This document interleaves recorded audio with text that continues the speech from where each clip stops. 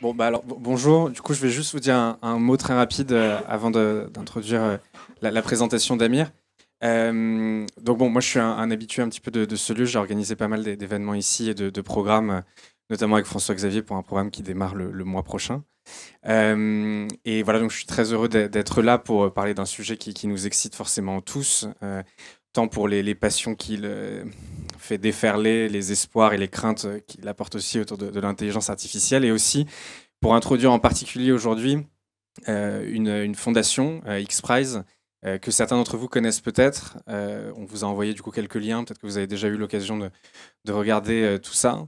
On a la chance du coup aujourd'hui d'accueillir Amir Banifetami, qui est directeur du prix d'intelligence artificielle chez X-Prize, donc qui est un prix qui est monté avec IBM Watson, et dont tu vas pouvoir vous donner des éléments de précision sur cette grande compétition internationale. C'est une chance vraiment qu'on a aujourd'hui de pouvoir vous présenter en France ce prix. On espère que vous aurez pas mal de questions. N'hésitez vraiment pas à poser tout ce que vous voulez pour savoir un petit peu comment vous pourriez participer au prix. L'idée, c'est d'avoir une présence française importante, et en particulier la vôtre. Donc voilà, je vais laisser la parole à Amir pour pas vous faire perdre de temps. Et il va vous raconter un petit peu la magie de X-Prize. Merci. Merci Alexandre. Bonjour tout le monde. C'est très sympa de se retrouver ici. Ça fait, j'ai visité 42 il y a à peu près, je pense, 6 ou 9 mois. Et j'ai visité les nouveaux locaux que j'ai pas visité. J'ai entendu parler des nouveaux locaux de 42 aux États-Unis. J'ai pas encore visité, mais j'ai vu un petit peu la couverture médiatique qui en a suivi. Donc très heureux d'être ici aujourd'hui. J'ai eu l'occasion de passer à Paris, et donc Alexandre m'a demandé de pouvoir vous présenter le prix d'intelligence artificielle d'X-Prize. Combien d'entre vous ont entendu parler de X-Prize? Comme ça, je donne un tout petit peu de... Donc, très peu de gens. Combien d'entre vous ont entendu parler d'intelligence artificielle? Donc, on est dans la bonne place, c'est le bon amphithéâtre. Et combien d'entre vous ont participé à des concours ou à des compétitions sur lesquelles vous devez travailler sur quelques semaines ou mois, et le prix peut être une reconnaissance ou de l'argent? Deux. Vous pouvez nous dire quel prix vous avez travaillé? Data Science. Très bien. Alors, Express, je vous ai posé des questions pour avoir un petit peu une meilleure connaissance de l'audience aujourd'hui. Et le point de vue excusez-moi si mon français n'est pas toujours très fluide. Le point de vue d'une compétition, c'est de trouver des individus qui vont prendre un challenge et qui vont essayer d'utiliser cette opportunité de challenge pour réaliser quelque chose de très fort. Je vous invite à retrouver l'histoire en 1920, je crois, où il y a eu un challenge entre New York et Paris. Et il fallait voler, et il y avait un prix de 25 000 dollars de l'époque. Il fallait voler en avion depuis New York jusqu'à Paris. Et ce prix, vous avez peut-être entendu parler de ce prix il y a longtemps, non? Vous savez qui était à l'origine de ce prix? Lindbergh. Et donc Lindbergh n'était pas forcément le pilote qui était le plus connu ou celui qui avait le plus de visibilité dans le monde de l'aéronautique. Mais l'hôtelier français qui avait créé, et c'est-à-dire c'est un Français qui a donné lieu à toutes ces vagues de prix, avait imaginé en 1923 ou 24, je ne sais plus exactement quelle date, que c'est le premier qui pourrait voyager avec un avion à hélice ou à moteur de New York à Paris gagnerait ces 25 000 dollars.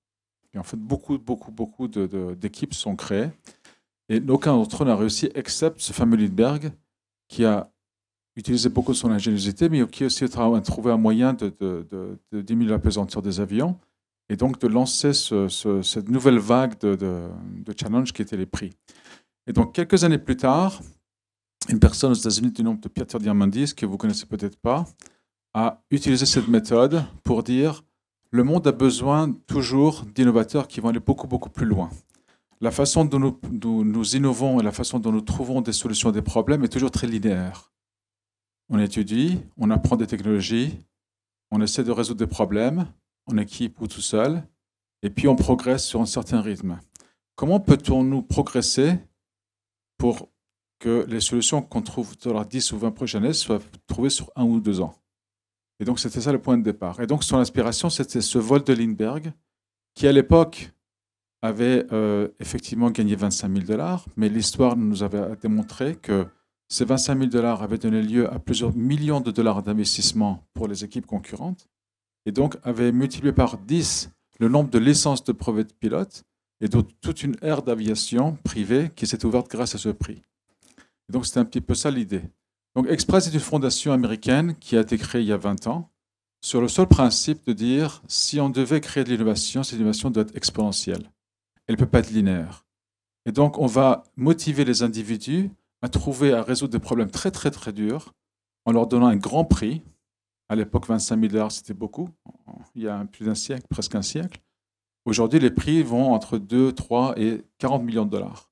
Et donc, ces prix-là vont motiver des équipes en disant, on va prendre un pari pour essayer de résoudre un problème difficile. Donc, je vais vous donner quelques exemples pour vous les illustrer, puis après, on va rentrer dans le monde de l'IA. Ça vous va comme rythme? Donc, XPRIZE, je vous disais ce que c'est. J'ai traduit des slides en français, espérant qu'il n'y aura pas trop d'erreurs. Donc, vous voyez qu'on parle de challenge, et les challenges, on va en parler tout à l'heure. Et donc, c'est une expression à bras de levier. Je vais vous expliquer le bras de levier dans quelques instants. Je vais passer ça et je vais vous montrer le premier exemple. Donc cet exemple-là, c'est le premier Express qui a eu lieu il y a 10 ans. Ce prix a été décerné, je vais aller, tout le monde peut voir. Ce prix a été décerné il y a à peu près il y a 12 ans maintenant, en 2004. Le but était d'ouvrir l'exploration spatiale aux individus privés. Quand vous parlez d'aller dans l'espace, c'est toujours les gouvernements. C'est les Américains, les Russes, les Français, Airbus, Boeing. On entend parler toujours de très, très grandes équipes, mais on ne pense pas que quelqu'un comme vous et moi pouvons aller indépendamment dans l'espace. Et donc l'objectif, c'est de dire, pourquoi pas? Est-ce qu'on peut créer une façon pour que les individus privés puissent trouver un moyen d'aller dans l'espace? Et donc le prix de 10 millions de dollars à l'époque, qui a été fait, qui s'appelle le prix Ansari, était en fait de le rendre moins exclusif. Donc ce prix est un prix de 10 millions de dollars. Et il a été créé de la manière suivante. On cherche des équipes qui vont pouvoir créer sur un espace de 3 ans un avion qui va aller dans l'atmosphère, aller 100 km dans l'atmosphère et revenir avec 3 passagers, 3 semaines après, à nouveau vers 100 km. Donc c'était une façon de donner en fait une forme de contenant au projet. Et donc 26 équipes se sont manifestées et se sont enregistrées. Sur ces 26 équipes, l'un d'entre eux gagnait le prix de 10 millions de dollars, mais ces 26 équipes ont levé 100 millions de dollars d'investissement. Et donc, quand vous voyez le ratio, on dit ratio en français, le ratio entre le 10 millions et les 100 millions, ce multiplicateur de 10 est un effet de bras de levier. Et donc, depuis que Express a lancé ses prix, on s'est rendu compte qu'il y a un prix de levier entre 20 et 40 fois la mise du prix et entre les investissements qui sont faits autour des équipes. Donc, beaucoup d'équipes participent à différents prix et beaucoup d'investisseurs, de gouvernements, de sociétés privées, de fondations vont venir aider les équipes pour leur permettre de gagner. Et donc, le ratio de bras de levier est maintenant plus supérieur à 20. Donc, cet exemple du prix Ansari a été... Donc, la petite histoire que je vous racontais, c'est qu'en fait, ce prix de 10 millions de dollars a été donné à un ingénieur américain qui s'appelait Burt Rutan. La propriété intellectuelle a été rachetée par un individu qui s'appelait Richard Branson pour 100 millions de dollars. Et Richard Branson a lancé une société qui s'appelait Virgin Galactic pour ouvrir le commerce, pas le commerce, mais l'exploration et le tourisme spatial pour tous les individus. Donc vous voyez comment à travers une seule idée qui était de dire il faut qu'on donne la possibilité aux individus privés de conquérir l'espace, un seul prix de 10 millions de dollars a donné lieu à plusieurs centaines de millions de dollars après d'investissement et de création de structures. Aujourd'hui, Virgin Galactic est l'un des résultats de ce prix. SpaceX, qui est la société d'Elon Musk, est l'un des résultats de ce prix. Beaucoup de sociétés d'ingénierie qui créent des moteurs et des satellites qui sont autonomes sont le résultat de ce prix. Et donc, l'idée de ce que je vais vous expliquer, c'est qu'en fait, les prix sont des prix sont des mécanismes en fait pour pouvoir pousser des individus qui n'auraient pas autrement eu l'opportunité de créer cette innovation-là. Parce que ce n'est pas une formation linéaire. Il faut trouver une opportunité pour que certains individus aux équipes puissent se dire je veux pouvoir prendre un petit peu ce qu'on appelle ce moonshot, qui est en fait je veux prendre la Lune au lasso et je veux y arriver. Et donc, c'est ce que fait Xprize. Xprize organise des prix à bras de levier très importants. Donc, ça, c'est le premier exemple. Jusqu'ici, aujourd'hui, Xprize a décerné 34 millions de dollars de prix, mais il y a 82 autres millions de prix qui sont aujourd'hui prêts à être donnés. On opère aujourd'hui à peu près 9 prix sur 9 thèmes différents. Je vais vous en donner quelques exemples. Un des exemples, c'est celui-ci. C'est le prix Qualcomm Tricorder d'Xprize. C'est un prix de 20 millions de dollars. Et donc, l'objectif, c'est de donner à chaque personne individuellement la possibilité d'avoir une connaissance de votre propre état de santé, sans voir un médecin, sans avoir besoin de quelqu'un, de personne. Et donc, l'idée était de reprendre un petit peu ce phénomène de science-fiction. Vous voyez ce petit boîtier que Spock utilisait pour lire les signaux vitaux d'un individu sans le toucher. Et donc, le prix est exactement ça. C'est de dire quelle va être l'équipe ou les équipes qui vont pouvoir recréer cet appareil qui va nous permettre de mesurer 28 signaux vitaux. Après une centaine d'équipes qui ont démarré, aujourd'hui 7 équipes sont dans la finale et en mars prochain, le gagnant va être trouvé. Et donc c'est un prix de 20 millions de dollars, mais déjà plus de 300 millions de dollars ont été investis sur ce prix. Un autre prix, je ne sais pas si j'ai traduit en français, c'est peut-être en anglais maintenant, parce que j'ai traduit tard hier soir. Un autre exemple, c'est un prix de 30 millions de dollars que Google a investi pour le prix, c'est de permettre aux individus de conquérir la Lune. Et de dire que le prochain espace d'exploration, ça va être la Lune. Donc il va falloir qu'on transporte des individus sur la Lune, qu'on explore, qu'on investisse, qu'on crée des bureaux. S'il y a quelque chose à faire dans la Lune, ça va aller. Donc aujourd'hui, il y a 5 finalistes qui ont tous créé un lanceur, une fusée et un espèce de petit tracteur qui va aller sur la Lune. Et l'objectif, c'est d'aller sur la Lune, de prendre des photos et de renvoyer sur Terre. Mais pas par des gens qui travaillent sur Airbus ou Boeing et encore dans les militaires, mais des individus comme vous et moi. Donc ça, c'est ce prix-là. Un autre prix, c'est le prix d'enseignement globaux.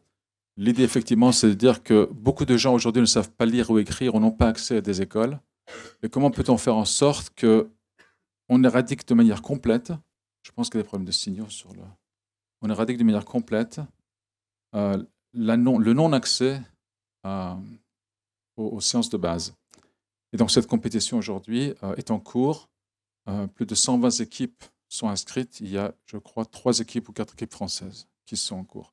Et le gagnant doit développer un environnement mobile pour enseigner à tout enfant de base l'arithmétique, l'écriture et la logique en swahili. Pas en anglais, pas en français, en swahili. Donc, je reviens un tout petit peu en arrière pour vous montrer quelques exemples que je voulais dire. Donc, en fait, Xprize fait 2 choses. Bâtir sur l'innovation et bâtir sur l'inspiration. L'idée, c'est de trouver un créneau où le marché ne permet pas de créer de l'innovation de manière très rapide et de permettre à chaque équipe de prendre à corps par l'inspiration le problème. Donc, je vais vous donner quelques exemples de prix engagés. Je vais vous parler de l'intelligence artificielle maintenant. Est-ce que vous avez déjà des questions avant que j'aborde l'intelligence artificielle? Peut-être que je déborde un peu sur le sujet, je suis désolé. Je me questionne en fait sur le retour sur investissement de Xprize. Quel est leur intérêt direct dans ce genre de procédé? C'est une très bonne question. Xprize est une société à but non lucratif, donc elle est financée d'une manière privée. Les individus comme Larry Page, fondateur de Google, ou Elon Musk, sont tous fondateurs et donc mettent de l'argent pour que cet organisme fonctionne sans retour sur les investissements. Donc ce n'est pas une société, c'est un organisme. C'est une fondation à but non lucratif. Okay. C'est une fondation. Mais Xprize négocie et discute avec d'autres organismes pour financer le prix. Comme vous voyez, le Global Learning Xprize, ou celui d'avant qui est ici, le Qualcomm, c'est financé par Qualcomm. Donc les 20 millions de dollars de prix sont donnés par Qualcomm. Dans le cadre du Google Lunar, j'essaye d'aller en avance, c'est Google qui met les 30 millions de dollars. Oui.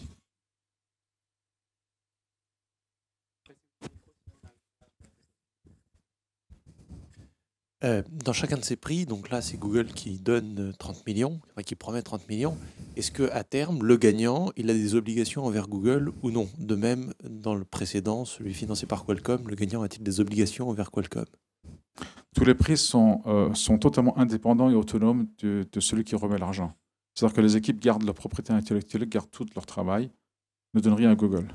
Google le fait parce que Google pense que c'est important de pousser cette direction-là. De la même manière que Qualcomm pense que c'est important de pousser la direction. Bien sûr, pour Qualcomm, il y a un retour sur investissement parce que c'est leur nom qui est attaché à ce prix. Donc, dans le monde entier, les gens vont voir que Qualcomm est derrière ce prix-là. C'est comme quelqu'un qui va sponsoriser un match de tennis ou de Formule 1. Mais au-delà de ça, non. Les équipes gardent leur propriété intellectuelle et tous leurs travaux. D'ailleurs, les équipes sont souvent financées par des venture capitalistes ou des fonds d'investissement. Et c'est entre eux qui ne gagnent pas. On crée des sociétés entre-temps. Et donc, sont très profitables de toute manière. Oui. Il faut le micro, je pense. Merci. Donc, vous donnez une somme d'argent une fois que l'objectif est atteint au premier. Est-ce que vous accompagnez les équipes avant ou pendant? Qu'est-ce que vous allez faire en fait pour trouver des financements? Est-ce que c'est à l'équipe de tout faire? Est-ce que vous proposez des partenariats? Comment ça se passe? Alors, les prix sont différents dans leur structure. Certains prix ne nécessitent pas beaucoup d'accompagnement. Certains prix nécessitent beaucoup d'accompagnement. Exemple, un des prix, c'est un prix de mapping. En fait, c'est un prix comme un peu comme vous avez Google Maps. C'est de faire un Google Maps des mers et des océans. C'est sur une durée de 100 mètres de pouvoir avoir une visibilité complète de tout ce qui est dans l'océan. Il n'y a que 17 équipes et toutes ces équipes-là sont très financées, sont extrêmement bien financées, n'ont pas besoin de support. Ce sont des gens qui sont des géomètres, des ingénieurs, des spécialistes de vision machine. Et donc, c'est plus l'opportunité pour eux de participer. Donc, dans ce prix, ils n'ont pas besoin de support. Dans le prix de Global Learning, il y a des équipes qui sont faites par 2 maires, et des équipes qui sont faites par 4 académiciens, des équipes faites par 3 startups. Les besoins sont très différents. Et donc, Express va avoir une forme de support qui est différente dans le cas. Indépendamment du niveau de support nécessaire par chaque type de prix, le rôle d'Express n'est pas de supporter les équipes au niveau financier, mais de les aider au niveau accompagnant pour qu'ils puissent être dans le meilleur cadre d'opération. Express opère le prix, donc fait en sorte que le prix soit jugé par des juges indépendants, c'est que le prix soit bien designé, c'est que le prix soit bien opéré, c'est que le prix soit remis à un gagnant et qu'il soit impartial. Et quand je dis impartial, c'est que quand on va parler d'intelligence artificielle, il y a des équipes qui vont travailler avec Google et puis des équipes qui vont être, par exemple, dans un petit village, dans un pays qui a très peu accès aux machines, aux temps-machines. Donc, comment peut-on donner à toutes les équipes la même chance? Donc, c'est quelque chose dont Express va s'occuper. Mettre en sorte que les équipes aient tous accès au même niveau de ressources, ou en tout cas à un pied d'égalité. Mais Express ne fournira pas d'argent ou de ressources financières aux équipes en dehors du prix. Maintenant, certains prix vont avoir des prix intermédiaires, vont avoir des remises intermédiaires sur une durée de 3 à 4 ans, des 50 ou 100 000 dollars. Peut-être que d'autres partenaires accompagneront. C'est arrivé plusieurs fois. Et de toutes les façons, beaucoup d'investisseurs observent le prix et se rapprochent des équipes. Donc le fait de participer va donner indirectement aux équipes un label de reconnaissance qui va être en fait un signal pour les investisseurs pour voir dans cette équipe un terrain porteur. Donc j'espère que j'ai répondu à votre question. Oui, merci. Oui. Le plus souvent, les équipes qui échouent au concours, ils deviennent quoi exactement après, par la suite? Les équipes qui échouent sont de 2 catégories. Soit les équipes ne sont bien formées au départ, donc c'est pour ça qu'ils échouent. Soit elles échouent parce que leur timing n'est pas bon. C'est-à-dire qu'ils sont en avance de phase ou en retard de phase. Ils pensent à quelque chose de très innovant beaucoup trop tôt, donc le marché n'est pas prêt. Ou ils pensent à quelque chose qui a déjà été fait, mais par le manque de connaissance du marché global, ils ne savent pas que d'autres équipes ont déjà travaillé sur ce sujet-là. Les équipes qui échouent, qui sortent du projet, je vais parler de la structure du projet, beaucoup d'entre eux restent financés et deviennent des bonnes startups par ailleurs. Il faut un micro par là-bas.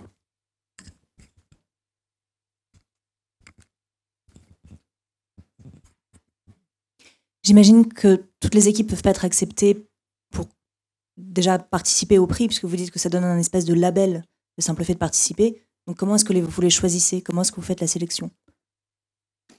Je vais vous répondre à ça dans l'exemple de l'intelligence artificielle que je vais aborder dans pas longtemps. Mais les équipes ont en fait un cadre auquel il faut qu'ils se conforment. Et s'ils se conforment à ce cadre, ils vont être acceptés. La difficulté, c'est de rester dans la compétition. La compétition a toujours des étapes intermédiaires, souvent annuelles. Et si les équipes passent ces étapes, elles restent dans le concours. Donc si aujourd'hui, par exemple, dans le prix de l'IA dont on va parler, 100 équipes étaient retenues, on pense que 50 d'entre elles, ou peut-être 60, ou peut-être 40 d'entre elles, vont aller au deuxième tour. Et pareil, au troisième tour, au quatrième tour, etc., jusqu'au final en 2020. Mais au départ, on ne cherche pas à limiter les équipes participantes, parce que ce n'est pas parce que les équipes ne sont pas capables de former un très bon dossier qu'ils n'ont pas la capacité à réaliser. Donc on ne ferme pas la porte aux équipes. On peut peut-être continuer sur Donc ce prix d'intelligence artificielle est financé par IBM Watson. IBM Watson est une division d'IBM. Beaucoup d'entre vous ont entendu parler de IBM Watson. C'est une offre commerciale d'IBM qui est basée sur l'intelligence artificielle. Et je ne jugerai pas de la qualité de IBM Watson pour l'instant. Simplement, c'est eux qui financent le produit. Et le prix, c'est un prix de 5 millions de dollars. Et la raison pour laquelle 5 millions de dollars, c'est qu'en fait, les équipes qui sont bonnes facilement peuvent obtenir 5 et 10 millions de dollars d'investissement par les venture capitalistes. Ça va très très vite en intelligence artificielle. Donc, il n'y a pas nécessairement besoin de mettre un prix de 20 ou 30 millions de dollars. Parce que c'est le prix qui est prestigieux, ce n'est pas la valeur du prix. Donc, je vous l'ai écrit ici, je vais vous le lire, mais ça doit rester suffisamment simple. C'est que le prix est une compétition globale, et donc pas nécessairement locale ou française ou américaine, globale, de 5 millions de dollars, qui challenge les équipes à créer des applications utilisant l'intelligence artificielle pour répondre à des challenges globaux. C'est ce qui se passe ici, mais voilà.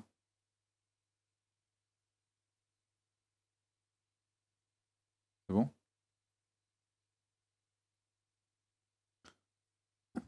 Donc, il faut en fait créer une application basée sur l'intelligence artificielle pour répondre à un grand challenge. Alors, parlons des grands challenges. Si je vous dis grand challenge, ça évoque quoi? Ça évoque la faim, ça évoque l'éducation, la santé, pardon? Oui, des grands thèmes. Donc, en fait, c'est ça. C'est qu'en fait, on veut que les équipes répondent à des grands thèmes. Alors, pour vous donner une idée, pour ceux deux d'entre vous ont dit que vous avez participé à des compétitions au préalable, la majorité des compétitions dans le monde sont très fermées. C'est-à-dire qu'on vous dit, la société, par exemple, d'assurance AXA cherche à détecter les fraudes au niveau des cartes bancaires et on vous donne un jeu de test et vous devez, dans les 3 mois, déterminer si vous pouvez détecter la fraude à moins de 5 clics, quel que soit ce que fait la personne. Donc voilà, ça c'est un exemple de compétition. Très fermé, bien déterminé, sur un thème très précis. La majorité des gens qui répondent à ces compétitions sont des gens qui sont soit ingénieurs, soit développeurs, soit scientifiques, mais qui en fait vont chercher dans leur savoir-faire la réponse à cette question-là. Dans ce cadre-là, on cherche à augmenter le niveau. On cherche des individus et des équipes faites par des individus qui vont essayer de déterminer un problème eux-mêmes. Pas de répondre simplement à un problème, mais de définir un problème. Donc plutôt que de dire la fraude, le problème peut être il y a des problèmes de cybersécurité de manière générale dans le monde, et c'est un problème beaucoup plus large. Et donc, je vais le résoudre d'une certaine manière. Donc, c'est un peu plus compliqué de ce fait, mais on cherche non seulement à répondre à une question, mais à définir la question. Et de ce fait-là, c'est unique. On cherche également à démontrer la compétence et la collaboration entre l'homme et la machine.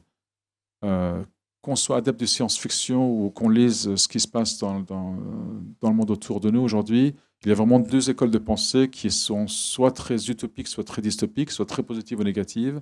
Certains vont dire que l'homme va être dominé par la machine, ou les machines ou les robots vont dominer l'être humain, ou d'autres vont dire que non, ce sera génial et que l'IA va nous aider énormément. Quel que soit le régime de pensée auquel on peut se ranger, l'objectif de ce prix, c'est de démontrer la collaboration. Donc, c'est ne pas répondre à la question directement, mais de montrer que l'application qui va développer est une application de collaboration. Par exemple, est-ce qu'un médecin peut être plus intelligent grâce à un assistant médical? Est-ce qu'une infirmière peut avoir de meilleurs taux de rendement, de support, par exemple, en psychoanalytique, avec un assistant médical? Est-ce qu'un professeur va être mieux armé pour préparer des cours grâce à un assistant? Donc, quel que soit l'environnement dans lequel on va se positionner, l'idée, c'est de démontrer la complémentarité.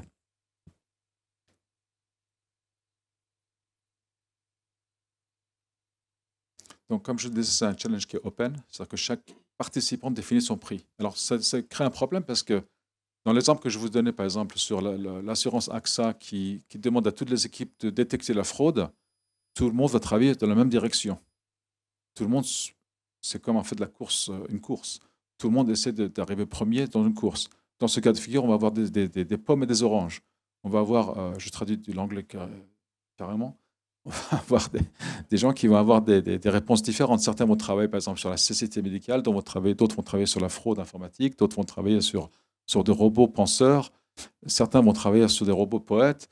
On ne sait pas de quoi les équipes vont venir avec. Mais en tout cas, c'est un domaine qui est ouvert. Et donc, par définition et par design, le prix est ouvert. Donc, de prémettre le propre challenge.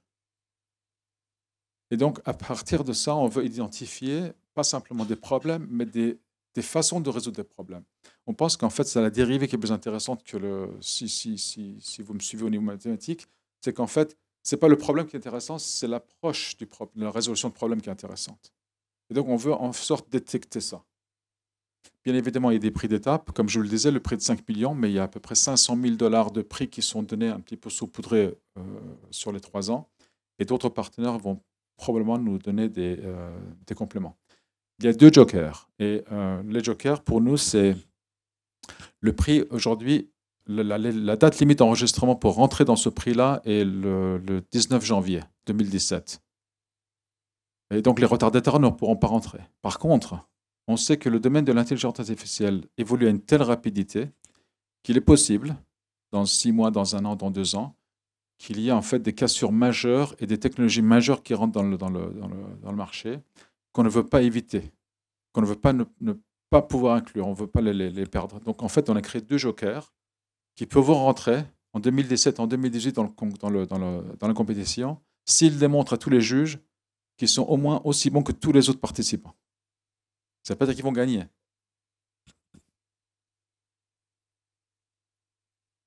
Et donc, le dernier, c'est de pouvoir utiliser je ne sais pas comment le traduire autrement, le pouvoir de tout le monde.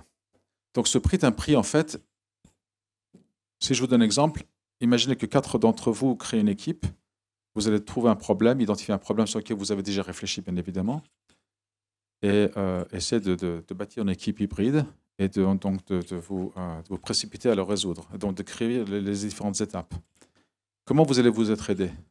Si vous avez besoin d'aide, si vous êtes dans l'intelligence artificielle, vous avez besoin de données, vous avez besoin de ressources informatiques, vous avez besoin d'expertise.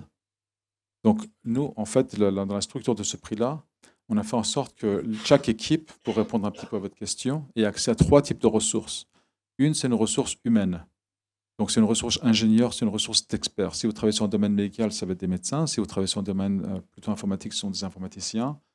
Si vous travaillez sur de la machine learning, je ne sais plus comment traduire ça en français, vous aurez besoin de jeux de données, et donc ces jeux de données ne sont pas forcément disponibles. Donc, notre rôle, c'est de favoriser que ces jeux de données soient disponibles pour les équipes, et ensuite vous mettre en phase également avec des partenaires qui pourront vous aider, soit au niveau financier, soit au niveau structure d'accueil.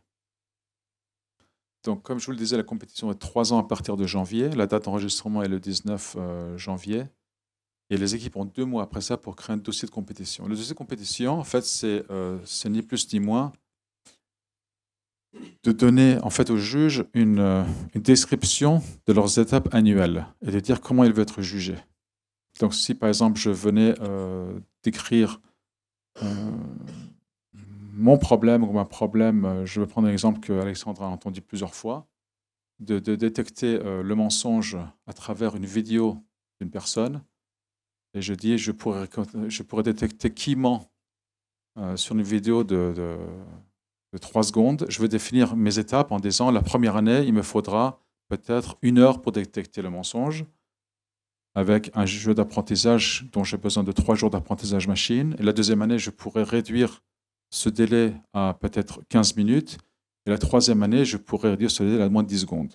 Donc, ça veut dire que sur n'importe quelle vidéo qui m'est donnée, en moins de 10 secondes, je peux détecter si la personne est en train de mentir ou dire la vérité.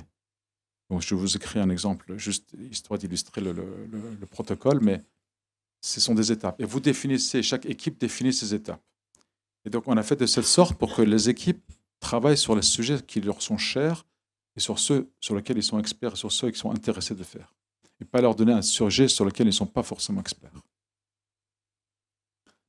Les résultats seront annuels et les prix intermédiaires, on en a parlé. Et les finalistes seront couronnés à la conférence TED en 2020.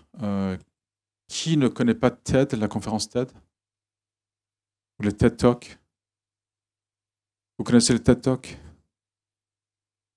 Comment on peut expliquer les TED Talks?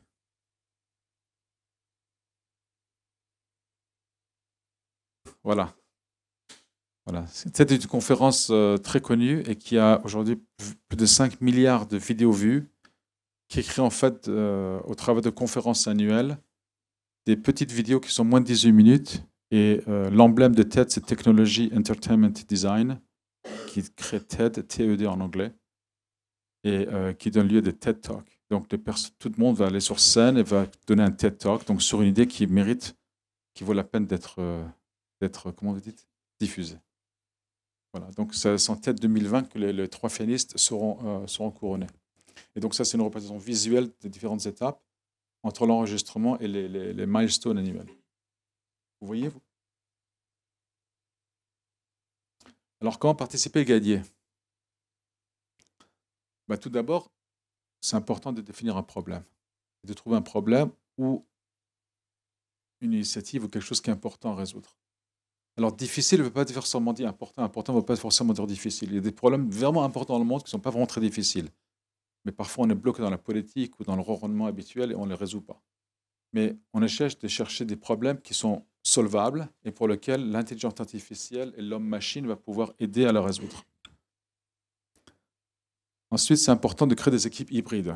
Je vous ai donné quelques exemples. Si, par exemple, je travaille sur un détecteur de mensonges, si je suis un bon ingénieur et je suis capable d'écrire des algorithmes, peut-être que j'ai besoin de me rapprocher de psychologues ou de spécialistes de morphopsychologie ou de personnes qui ont travaillé dans le domaine de la machine vision ou de la détection de forme, parce que simplement être programme ne suffira pas. Donc il faut que je sois dans une équipe hybride.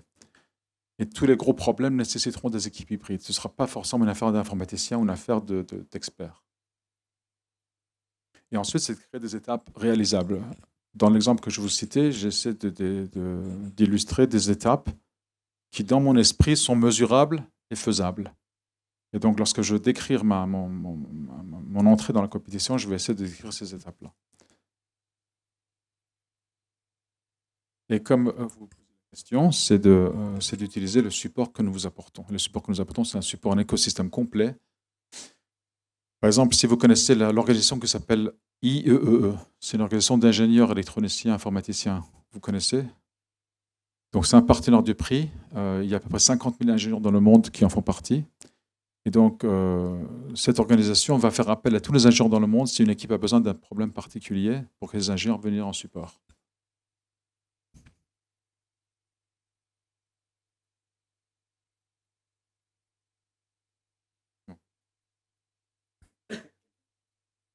Mais c'est bon, on a presque fini. Donc, en fait, l'équipe gagnante doit créer quelque chose de pratique et quelque chose qui est performant et quelque chose qui a en fait un impact sur l'humanité. Le but de ce projet, c'est pas simplement de créer une compétition pour des ingénieurs, c'est de créer une compétition pour essayer de pousser les individus et les équipes à réfléchir au-delà du problème quotidien. Quel genre de problème on peut résoudre? Alors, dans Express, on a une façon de résoudre les problèmes, les grands problèmes. Quand on vous pose la question, quel est un grand problème? On dit, un grand problème, c'est un problème qui touche 1 milliard de personnes. Si ça ne touche pas 1 milliard de personnes, ce n'est pas un grand problème. Donc, comment peut-on réfléchir à des problèmes ou des solutions qui touchent 1 milliard de personnes? Alors, ça peut paraître peut-être grandiose ou, je ne sais pas pratique, mais quand vous y pensez, tous les grands problèmes touchent 1 milliard de personnes, quelque part. Mais il faut le cerner, il faut le concrétiser, il faut le bâtir, il faut le définir. Donc ça, en gros, c'est le prix de l'intelligence artificielle. Je vais vous donner quelques exemples de challenges. On parle de challenge, on a parlé d'éducation. Ça saute. Donc en fait, on a adopté un branding, en fait, une façon de représenter les challenges en mettant les lettres A et I qui en anglais sont Artificial Intelligence. En français, c'est intelligence artificielle. Pour montrer qu'en fait, la majorité des domaines qui nous entourent vont être touchés par l'intelligence artificielle d'une manière ou d'une autre. On ne sait pas forcément comment et combien, mais on sait que l'existence des données énormes aujourd'hui nécessite une compréhension de ces données, une prise de position par rapport à la compréhension de ces données et des raisonnements et de l'action. Et donc, l'intelligence artificielle va nous imprégner partout, mais on ne sait pas encore à quel point. Et donc, la médication, la recherche médicale va être imprégnée par ça. Donc, c'est un grand challenge dans la médication. L'exploration, qu'elle soit spatiale ou qu'elle soit souterraine, ou qu'elle soit dans les océans ou qu'elle soit dans notre corps, l'exploration va être impactée par l'intelligence artificielle. Donc, il y a forcément des grands challenges là-bas. La préservation climatique de notre Terre, tout ça va aussi être impacté. Même des exemples comme la désalination qui est très important pour l'eau au niveau mondial. Et de manière très générale, l'innovation. Donc l'innovation elle-même va être impactée par l'intelligence artificielle. Donc quel que soit le niveau de compréhension et d'adoption que vous avez de l'intelligence artificielle, ce projet-là, et en tout cas cette conversation aujourd'hui, c'est une opportunité pour vous de vous pencher un peu plus sur les questions qui pourraient être intéressantes à aborder ou l'impact que ça peut avoir. En tout cas, rechercher un peu plus autour de vous et d'en parler ou de rechercher ou de lire ou de maîtriser un peu plus ce sujet parce que l'IA, qu'on le veuille ou pas, d'ici 5 et forcément d'ici 10 ans, va être partout. Alors, est-ce que ce sera sous forme de robots? Est-ce que ce sera sous forme d'assistants? Ça va impacter nos talents. Beaucoup de personnes disent que demain, les programmeurs ne seront plus des programmeurs, ce seront des machines que programmons. Donc, si c'est ça, qu'est-ce qu'on apprend aujourd'hui? Et si demain, il n'y a plus d'employés à la poste, s'il n'y a plus de gens qui ramassent les poubelles, c'est des robots, comment on va évoluer? Donc tout ça, au lieu d'avoir peur, ça peut être une opportunité pour nous d'y réfléchir et de se dire qu'est-ce qu'on va pouvoir faire pour mieux comprendre ce futur et d'être préparé pour ce futur. En tout cas, l'intelligence artificielle, et c'est avec un grand mot, c'est une constellation de technologies, c'est une rime plus que ça pour l'instant. Il n'y a pas une définition claire. Comment peut-on la comprendre et comment peut-on y rentrer? Et donc ce prix-là est une opportunité pour des équipes de rentrer de plein pied. Et si vous avez une idée qui répond à un grand problème, même si vous l'avez bien défini, c'est une opportunité pour vous de créer une équipe et d'essayer d'y participer parce que participer, c'est déjà gagné. C'est des projets qui ont une envergure globale. Il y a des équipes de 112 pays maintenant qui ont participé. Et c'est intéressant de voir qu'en France, il y en a très peu. Il y a très peu d'équipes françaises. Voilà, je vais répondre à quelques questions parce que je pense que le temps est court et je préfère répondre aux questions que de continuer mon monologue. Oui, merci. Alors, vous avez mentionné quand même des projets qui sont d'une envergure assez impressionnante. C'est des choses, aller sur la Lune, résoudre des problèmes très très importants. Quelle est la moyenne d'âge des gens qui participent à ces concours? Parce que vous avez mentionné des ingénieurs, des gens qui ont de l'expérience et qui apparemment ont déjà quand même un réseau et des compétences quand même assez affirmées pour oser aborder des problématiques pareilles. Alors, les prix sont différents. Sur le prix de la Lune ou le prix, par exemple, du tricorder, les équipes sont des équipes beaucoup plus rodées, avec des années d'expérience. Sur le prix de l'enseignement global, l'équipe la plus jeune, je crois qu'elle a 15 ans. Je pense qu'il y a une équipe au Tibet, il y a une équipe en Malaisie qui est très jeune. Donc, il n'y a pas de limite d'âge. Les équipes peuvent être académiques, peuvent être start-up, peuvent être... parfois, les gens n'ont même pas eu d'éducation. Mais se penchent sur un problème parce qu'ils ont cette vision d'un problème à résoudre et ça les sur le pin et ils vont créer une équipe autour d'eux. Donc, ils vont chercher les compétences qui manquent. Et donc, c'est ça la réflexion. Sur le prix de l'intelligence artificielle, on a des équipes aujourd'hui qui varient. Je pense que la plus jeune, je pense qu'elle a 16 ou 17 ans. Mais on limite ni par l'âge, ni par l'éducation, ni par le statut, ni par rien. En fait, c'est la capacité à un groupe de personnes à se réunir, d'essayer. C'est plutôt l'essayer qui est important. Et quand on a des thèmes aussi importants, la réalité, c'est qu'en fait, les thèmes importants sont réalisables étape par étape. On ne va jamais régler un problème tel que la désalination en une fois. Il y a peut-être 100 projets qui vont essayer d'y arriver, et donc c'est l'important, c'est cet aspect-là. D'autres qui avaient une question?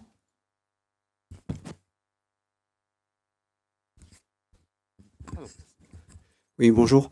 Donc, si j'ai tout compris, il y a quand même déjà des gens qui se sont inscrits ou des équipes. Est-ce qu'il y a déjà des dominantes à propos des sujets comme l'environnement ou la santé vous avez déjà un petit retour là-dessus? Oui, la santé est en numéro 1. D'accord. OK. Et l'éducation numéro 2. OK. Mais on a des équipes qui travaillent sur des choses assez, je ne vous dirai pas quoi, mais assez bizarres quand même. Je vois. OK, merci. Il y a même une équipe qui veut recréer Dieu. Donc, excusez-moi. Il y a une équipe qui veut recréer Dieu. Ah ouais. Sérieux. On va commencer par les apôtres. Je ne sais pas s'il va gagner, mais en tout cas, ça mérite d'essayer. Alors, là-bas. Bonjour, j'ai une question. Je pense qu'on a tous des idées, d'accord, notamment dans une école comme 42. Cela dit, on n'a pas tous les contacts ou on ne sait pas tous comment approcher les interlocuteurs pertinents. Est-ce qu'il y a une aide quelconque de la part de XPRIZE pour mettre, avant la présentation d'un dossier, des protagonistes qui vont pouvoir travailler sur le même axe et pourquoi pas fusionner des idées qui vont dans le même sens? Oui, dans la limite du possible, on peut le faire. XPRIZE, c'est une équipe qui est quand même petite par rapport à ce prix-là. On ne peut pas répondre à des centaines de personnes dans le monde qui vont avoir des questions. C'est pour ça qu'on a une structure en fait, d'ambassadeurs locaux. Donc Alexandre est l'ambassadeur sur Paris. Et donc c'est pour ça que je suis là aujourd'hui. C'est qu'en fait, vous avez des relais à qui vous pouvez parler. Et il connaît très bien 42 pour pouvoir vous aider un petit peu à commencer à cerner un petit peu le sujet et poser les bonnes questions. Et de quoi vous avez besoin. Allez sur le site et vous enregistrez ne coûte rien. Ça ne veut pas dire que si vous allez sur le site, vous avez fini le travail. La première question qui va vous poser sur le site, c'est vous dire qu'est-ce que vous voulez faire et quel est le résumé de ce que vous pensez être intéressé à faire et quelles compétences vous avez besoin. Et dans cette liste de compétences, vous allez voir une liste d'une 50aine de sujets possibles sur lesquels vous pouvez demander de l'aide. Ça peut être j'ai besoin d'aide de product management, j'ai besoin d'aide en machine learning, j'ai besoin d'aide en théorie spatiale, j'ai besoin d'aide en mathématiques pures, j'ai besoin d'aide en différentes choses et ensuite de faire du matching. Et donc les ambassadeurs ont accès à ça. Et vous-même, une fois que vous êtes enregistré, si vous vous enregistrez, vous voyez les autres équipes qui travaillent sur des sujets connexes. Donc vous pouvez les contacter et essayer de dire faisons un chemin commun. Et il arrive souvent, dans le cours d'un projet de 3 ans, que des équipes fusionnent. Parce qu'il y a beaucoup plus de chances de gagner ensemble si on travaille ensemble. Ouais.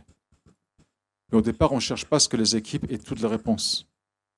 Ce qu'on cherche, c'est que les individus ou des équipes aient cette fougue de dire on va aller dans l'inconventionnel. On va essayer de faire ce qu'on dit en anglais, un moonshot. Je ne sais pas comment le traduire en français. Un moonshot. Enfin, on va attraper la Lune. Et donc ça marche. Ça marche parce qu'on l'a vu faire depuis 20 ans, régulièrement, des équipes arrivent à faire des choses extraordinaires. On ne pensait pas que vous puissiez créer un appareil qui fait la taille, la moitié d'un iPhone, qui puisse capturer 28 signaux vitaux sans toucher le patient. Et on y est arrivé. On ne pensait pas que des équipes d'ingénieurs, de 5 ingénieurs, puissent créer une fusée et un tracteur qui est sur la Lune. Ben, apparemment, c'est possible. Donc, mais nous les aidons et beaucoup de personnes autour les aident pour essayer de leur donner le support et la structure et les ressources dont ils ont besoin. Donc, c'est plutôt cette fougue dont on a besoin, plutôt que la capacité à faire. Si on sait, c'est mieux. Mais la fougue est plus importante. J'ai vu qu'il y avait une question là-bas aussi. J'ai 2 questions en fait. La première, très pragmatique, c'est du temps plein, plus que plein, j'imagine. Sur 3 ans, les équipes travaillent totalement que sur le projet? Non, les équipes peuvent travailler complètement de manière autonome. Certaines équipes travaillent à plein temps parce qu'ils veulent tuer, ils veulent gagner. Oui. Et d'autres travaillent 1 jour par semaine. Ça dépend. Les équipes peuvent être 3 personnes, peuvent être 50 personnes. Les équipes sont variables. Et donc, dans les équipes, il y a des géométries variables et les équipes peuvent travailler à leur rythme pour essayer de résoudre les problèmes ou dans les étapes qu'ils veulent aller. Ok, parce que très concrètement, si une équipe est à plein temps, les gens ne peuvent pas travailler en plus, payer le loyer, tout ça. Enfin, c'est vraiment très très pragmatique comme question. Mais les équipes qui travaillent à plein temps sont les équipes qui sont déjà financées. Par exemple, ça peut être une start-up qui Oui. est déjà en train de travailler sur un sujet qu'ils ont choisi. Et donc, ils ont choisi ce sujet sur lequel ils sont de toute façon en train de travailler. Et donc, l'Express devient incrémental pour eux, devient quelque chose de plus pour lequel ils ne vont pas passer beaucoup de temps, mais sur lequel ils vont vraiment bénéficier. Ok. Donc, c'est dépendant. Mais des équipes ont gagné dans le passé qui n'étaient pas plein temps. ok. Cool, merci. Ça, c'était la première question. Et l'autre, comment est-ce que vous choisissez les sujets, les prix, les partenaires à chaque fois que vous vous proposez un nouveau prix? Vous parlez en général? Ouais. Donc, indépendamment de ce prix sur l'intelligence artificielle. On a une équipe de 200 personnes qui sont des gens qui ont fait des choses importantes dans leur vie, connues ou pas connues, qu'on réunit 1 fois par an dans une espèce de camp. Et en interne, l'équipe a travaillé pendant 9 à 12 mois sur des designs de prix. Alors, si je vais sur le site d'Express, vous allez voir, il y a des prix, par exemple, tels que le prix sur le happiness, le bonheur. Il y a un prix, par exemple, sur comment 2 hommes homosexuels peuvent avoir un enfant. C'est un prix. On a fait ce design. Est-ce que biologiquement, c'est possible? On a une 40aine de prix sur lesquels on a travaillé sur des choses assez incroyables dans le futur.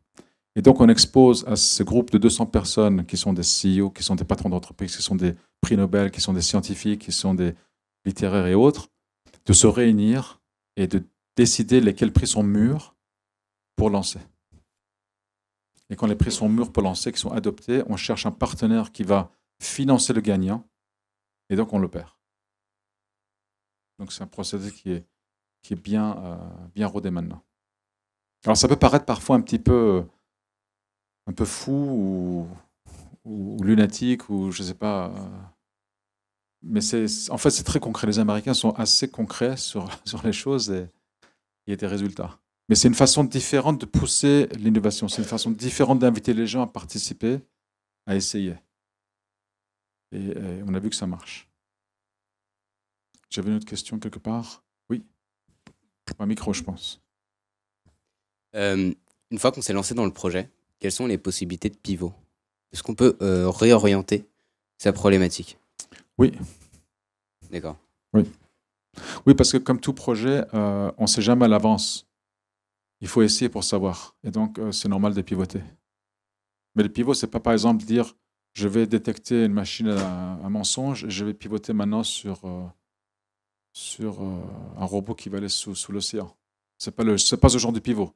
Oui, mais il peut y avoir une adaptation des objectifs. Mais ça peut être un objectif qui peut passer par exemple de détection de mensonges à la reconnaissance de cellules cancérigènes, oui. Parce qu'en fait, vous utilisez de la technologie de reconnaissance de forme par machine, par vision. Et donc, vous avez une compétence de base, mais vous pouvez l'adapter par exemple à un domaine sur lequel vous avez beaucoup plus de prise et qui peut marcher plus facilement. Merci. Oui, le pivot est totalement possible. Alors, je ne sais pas si...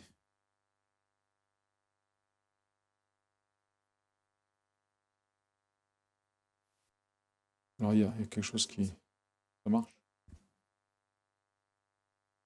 Alors, je n'ai pas traduit parce que je ne sais pas comment traduire ces textes-là. Si je dis think outside the box, en français, ça va faire quoi? Ça va faire penser en dehors de la boîte? Peut-être. Oui, ça veut dire penser en dehors du cadre. Et donc, je ne savais pas comment le traduire. Je l'ai mis en anglais. J'ai mis aussi également en anglais Solve a Grand Challenge parce que c'était plus court. Mais en tout cas, l'objectif, c'est de façonner le futur. Vous façonnez votre futur aujourd'hui à 42. Vous réfléchissez de toute façon. Vous avez 10 000 choses qui sont possibles. Pour certains d'entre vous, XPRIZE ou ce prix-là vont peut-être avoir du sens. Et si ça a du sens, rejoignez-le, ou créez une équipe, ou en tout cas aidez ceux qui créent une équipe. Et c'est très facile. Commencer, ça prend pas beaucoup de temps. Et sur ceux qui sont vraiment experts, devenez un mentor, devenez un supporter, devenez un partenaire et aidez-le. Par exemple, on est en train de travailler avec des boîtes comme Amazon, Microsoft, bien sûr, Nvidia, pour donner à toutes les équipes du temps machine. Parce qu'un des problèmes de l'intelligence artificielle, c'est l'accès au temps machine, les performances GPU. Et donc, toutes les équipes n'ont pas la même performance, n'ont pas la même capacité. Donc, on est en train de faire en sorte que chaque équipe ait un temps machine illimité pendant la durée de la compétition. Donc, c'est très important. Donc, ça, c'est un des avantages. Donc, rien que participer va vous donner cet accès-là. Il y a l'accès à Watson gratuit. Alors, IBM Watson est le partenaire du prix, mais ce n'est pas pour autant qu'il faut utiliser IBM Watson. Si vous voulez utiliser IBM Watson, d'ailleurs, je vous conseille de créer un partenariat avec IBM Watson à 42, il vous donne du temps machine illimité à Watson. Je peux le favoriser, ça, si vous voulez. Ce serait dommage de ne pas l'utiliser, parce que c'est extrêmement coûteux. Et c'est comme un des... je ne dis pas que c'est le meilleur, mais c'est un des systèmes aujourd'hui qui permet de raisonner, de comprendre les questions et de résoudre un certain nombre de questions de compréhension qui est assez bonne. Donc, vous pouvez l'utiliser. Donc, si vous allez sur le site qui est en bas, qui est ai.xprize.org, je peux peut-être vous montrer. Il y a Internet ici ou pas? Non. On peut vous l'envoyer après. Si vous allez sur le site, vous allez voir en fait toutes les règles de la compétition. Et ce serait intéressant d'avoir plusieurs équipes de 42 qui participent. Parce qu'il y a tellement de problèmes, je suis sûr qu'entre vous, globalement, vous avez réfléchi. Des issues pas importantes que vous pouvez aborder. Et le fait de commencer va peut-être apporter autour de vous un ensemble de supports qui va vous aider à travailler sur un projet de 3 ans. Alors, ce projet de 3 ans, tout le monde n'est pas forcément obligé d'y rester. Certains peuvent commencer, partir, revenir. Il faut quand même 1 ou 2 leaders qui restent. Mais l'équipe doit rester jusqu'au bout. Mais si vous voulez démarrer et ne pas continuer, c'est possible. Si le tronc commun reste. On est dans les temps. Ouais. Bah, désolé, on va arrêter du coup les questions ici. On va pouvoir applaudir Amir et le remercier, je pense aussi, d'être venu.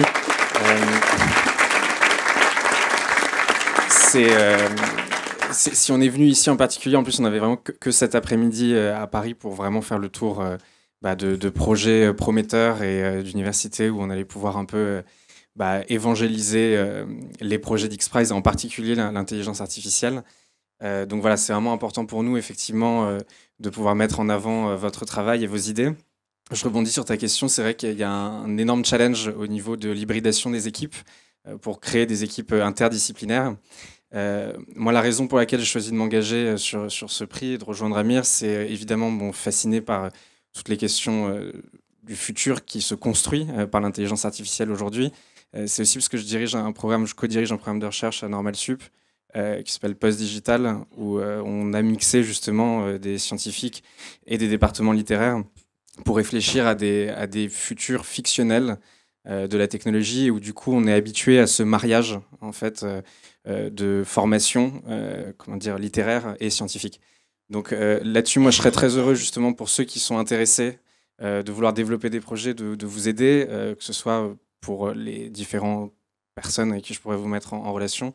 Je dirige aussi un programme à HEC, donc si jamais vous avez des questions un peu plus business liées à vos projets, ça peut être intéressant de les soulever ensemble. Et moi, ça va être mon rôle pendant les années à venir, justement, de vous aider à vous accompagner là-dessus. Et je serais très heureux de pouvoir le faire. Donc, je vous laisse mon adresse email si vous avez envie de me contacter. C'est Alexandre, peut-être vous l'aviez dans le message, je sais pas, mais bon, c'est alexandre.cadin, CADAIN, comme Nathalie, @gmail.com. Voilà, et donc n'hésitez pas, si vous avez des questions par rapport au prix, moi je serais très heureux d'y répondre. Je remonterai les questions auxquelles je ne peux pas répondre à l'équipe. Et encore une fois, je serais très heureux de vous accompagner dans ce moment un peu clé jusqu'au 19 janvier, jusqu'à la première inscription, et puis après pour le design un petit peu du sujet que vous voulez tacler. De vous aider sur cette mission et aussi sur la constitution des équipes si vous aviez besoin peut-être de partenaires extérieurs à l'école aussi. Voilà. Hop, merci beaucoup.